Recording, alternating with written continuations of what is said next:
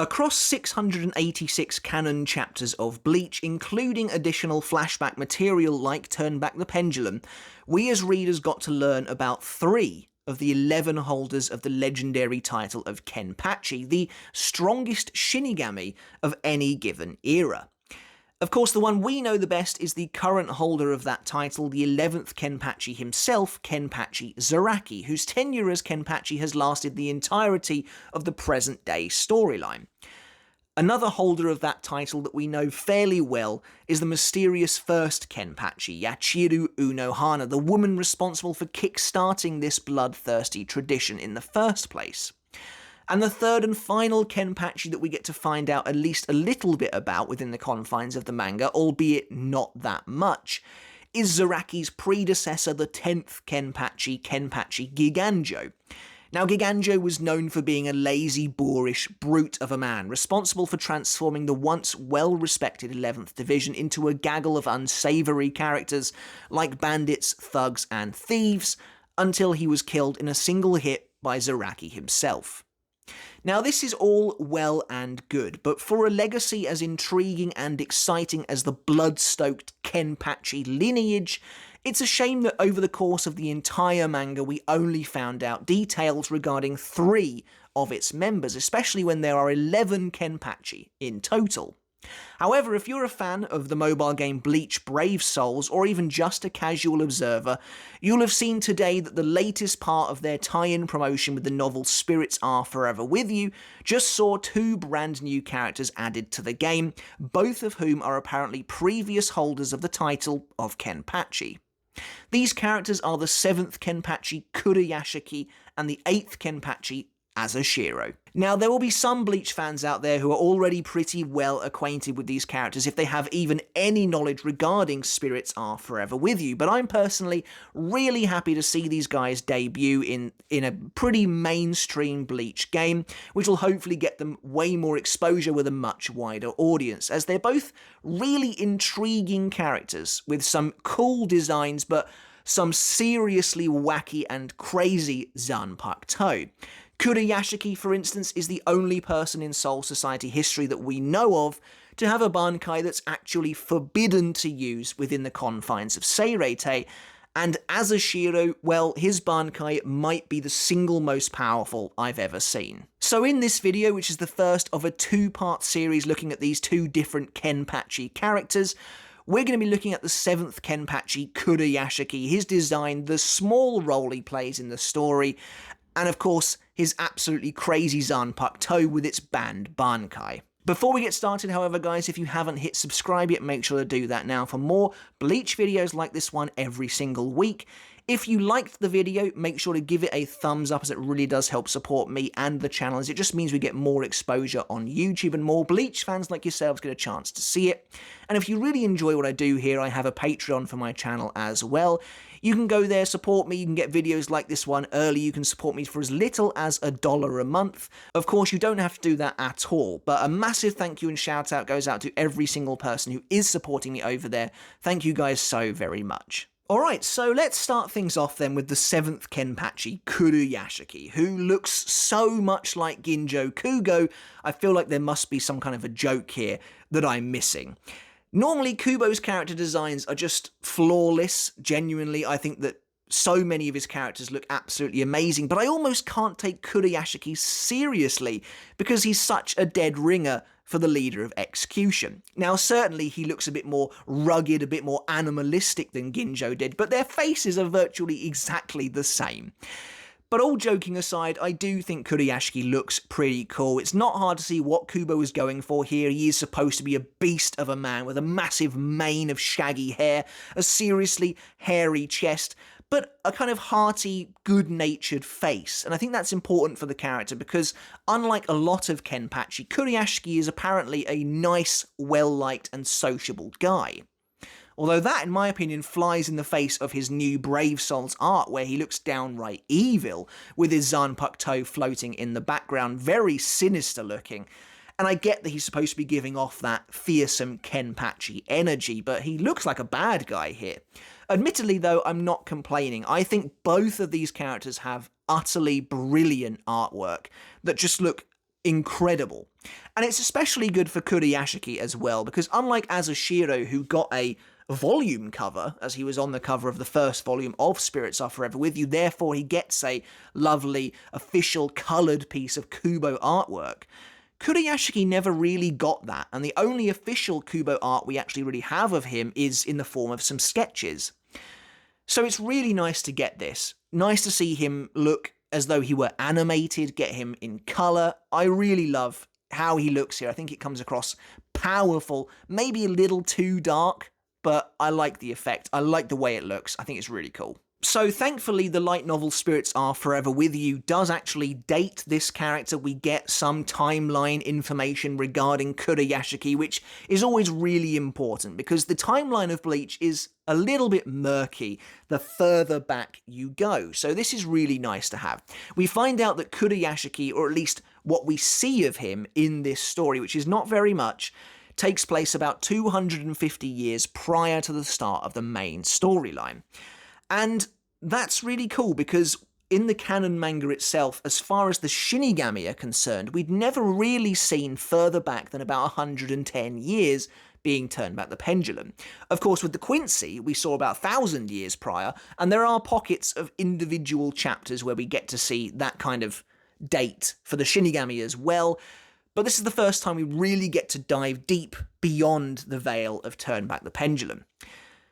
Apparently as well, Kuruyashiki held this position for a good couple of years, and that makes things intriguing, because that would kind of date his inauguration as the 7th KENPACHI, let's say roughly 400 years prior to the main storyline.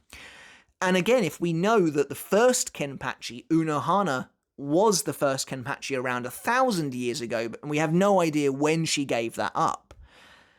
What that means is that KENPACHIs 2, 3, 4, 5, and 6 all kind of come and go within the space of half a millennia, which in terms of Soul Society time is not that long. But that is kind of intriguing to me. Now, like I said, Kuruyashiki is an interesting character because despite his kind of almost barbarian appearance, I guess, which is very indicative of the role of KENPACHI, he is very well-liked. He's very sociable. He often is seen drinking with not only his own men, but other divisions as well.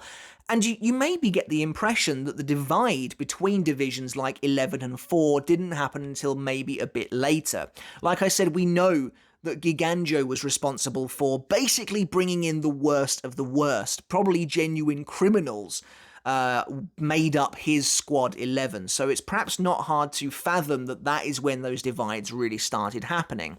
So it's nice to see Kuruyashiki kind of shedding many of the misconceptions that people have about the 11th Division and just making it a very sort of staunchly proud military division. In fact, although he radiates danger, when we get to see him in Spirits Are Forever With You, he's seen as a fun-loving man. He's at a drinking party after having successfully killed a bunch of hollows.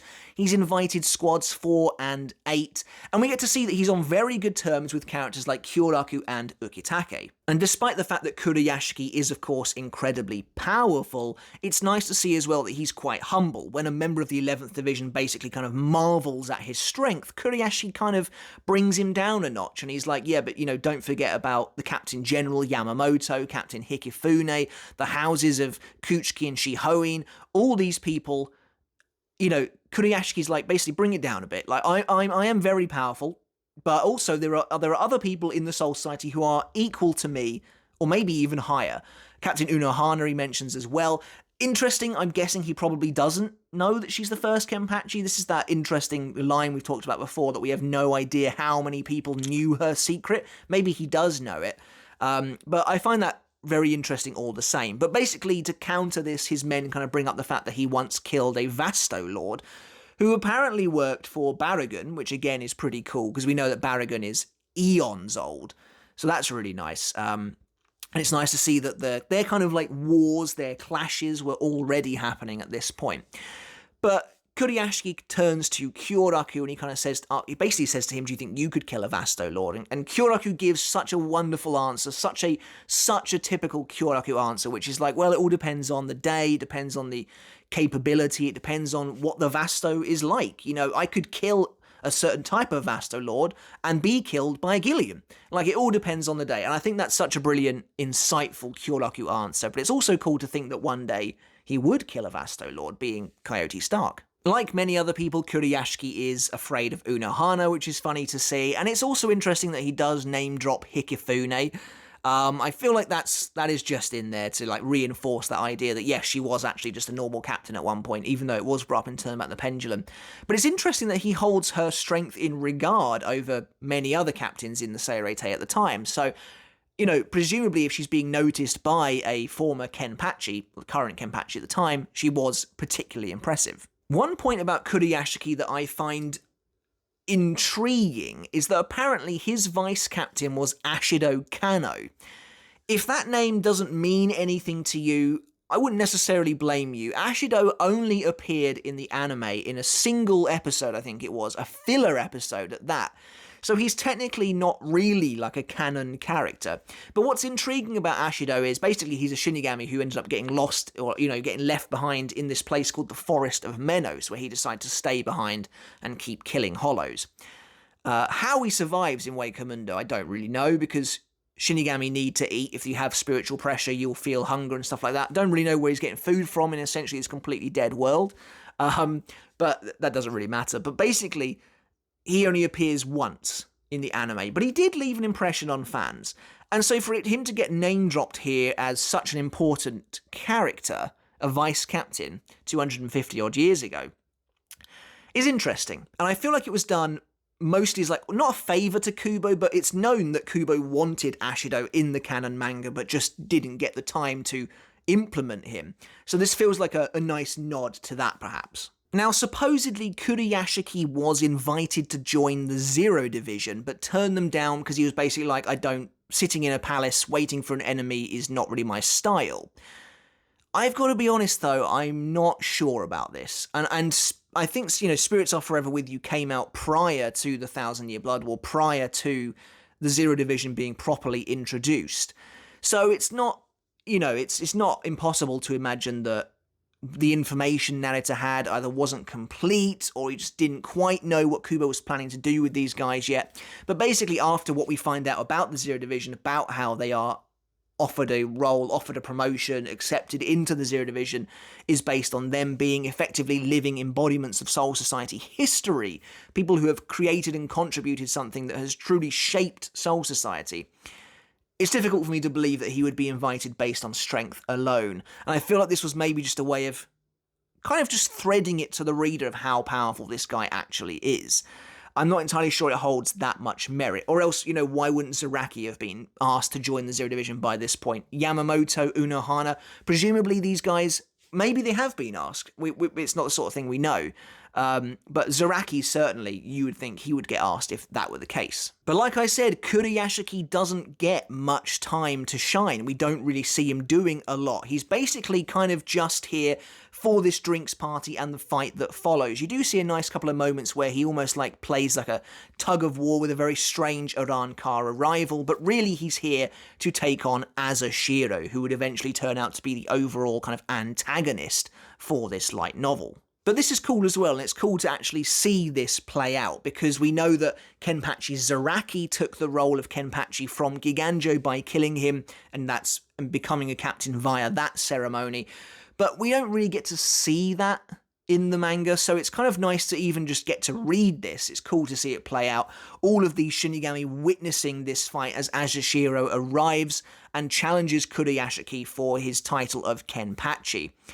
And as you might expect, the 11th Division are like, this guy's crazy, he doesn't even have a Zanpakuto, because Azashiro has arrived looking kind of unarmed.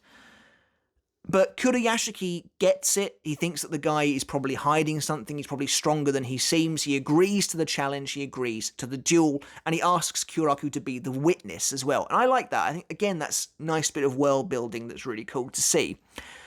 What I do like as well is Kyoraku talking either out of concern for Azashiro or some deep-seated concern for his friend, tries to dissuade Azashiro, and he's like, you know, there are other ways to become a captain, but this is what Azashiro wants to do.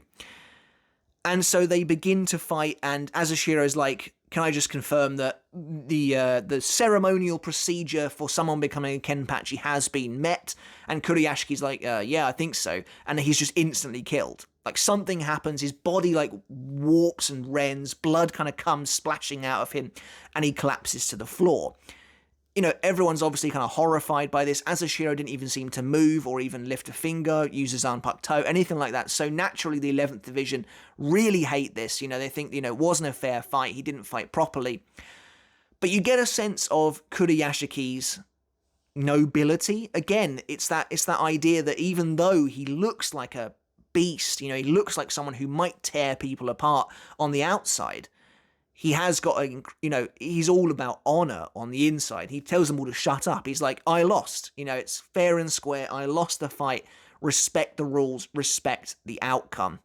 And he actually activates his Shikai to kind of push everyone back. Gagaku Kairo. Now, Gagaku Kairo is a bit of a weird Zanpakuto. It's a living Zanpakuto, much in the same way as Unohana's Minazuki is.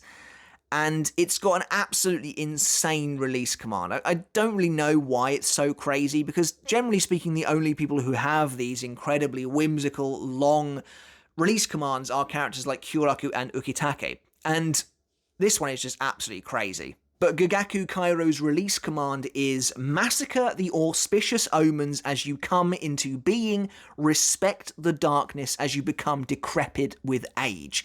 I mean, that's kind of metal. It's pretty awesome, but at the same time, it's also pretty weird. Like, it just kind of comes out of nowhere. This absolutely, like, almost poetic release command. But, you know, it is pretty cool. But essentially what Kuruyashiki's Zanpakuto does is it summons this huge living white sphere with enormous fangs.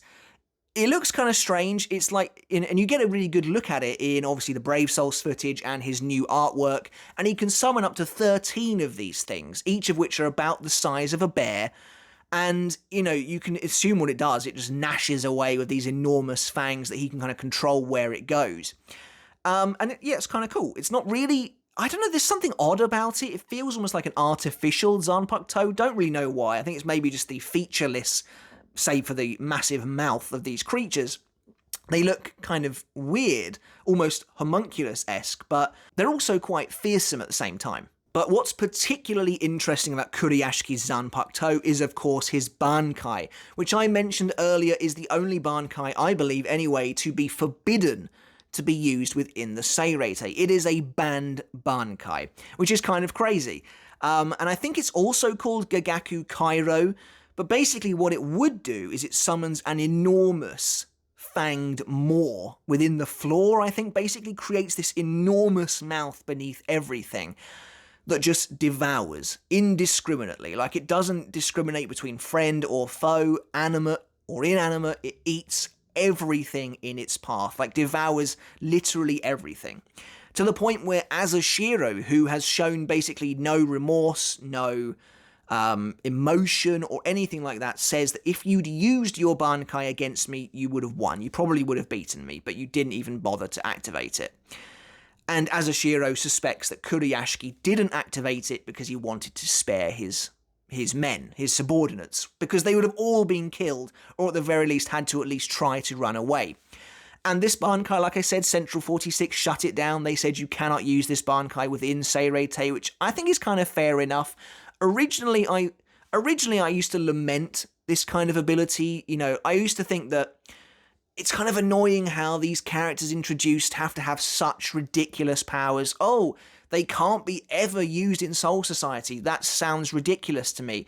Why wouldn't Soul Society have banned Zanka no Tachi if that also has the power to destroy Soul Society eventually? I've no idea. But I actually, on kind of a closer inspection, I think it makes a lot of sense. You don't want some enormous, gaping, cavernous, fanged mouth just let loose across the Seireitei. I think that's pretty fair. But also, apparently, a drawback he has as well is that if he uses his Bankai, Kuruyashiki basically has no access to his Zanpakuto powers for 6 months. And again, that's weird. Again, it feels a bit arbitrary. You can kind of imagine him talking with his Zanpakuto spirit, and they're like, nah, I'm on cooldown. It's not happening. I'm literally not going to do anything until we've hit that 6-month deadline, and then you can use me again. So, I don't know, that's again a little bit weird, but overall I think it's cool, it is unique, and Kuruyashiki is just a really kind of interesting character who's just not around that much. And that is basically it for the 7th KENPACHI. That's mostly all we really know.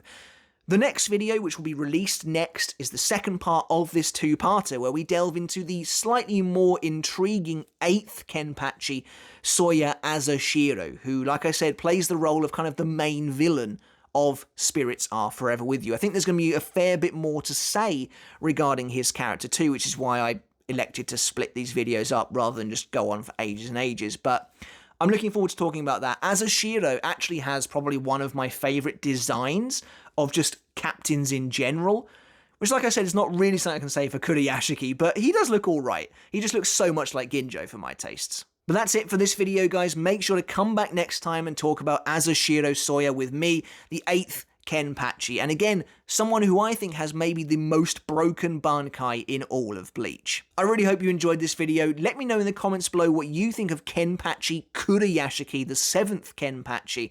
Seemingly a pretty nice guy all around who respected the wishes of kind of Azashiro, respected the fact that he lost the fight even though he really had no idea how he lost. And I like as well that he kind of gave some wisdom, he imparted some wisdom to Azashiro kind of on his deathbed about not making mistakes, you know, and that even though he might die, KENPACHI will always live on. And it's like, it's cool, like, even though he got taken out in a single hit, he wasn't sour about it, he knew he had lost and he gave the title away. And I like that, I think that's really cool, and the character is seemingly very good-natured, very level-headed, and I think that is something to be commended. But yeah, let me know in the comments below what you think of this guy, and if you are playing Bleach Brave Souls, let me know if you're going to try and go for this character as well. Until next time though, guys, I'll catch you later. I'll see you then.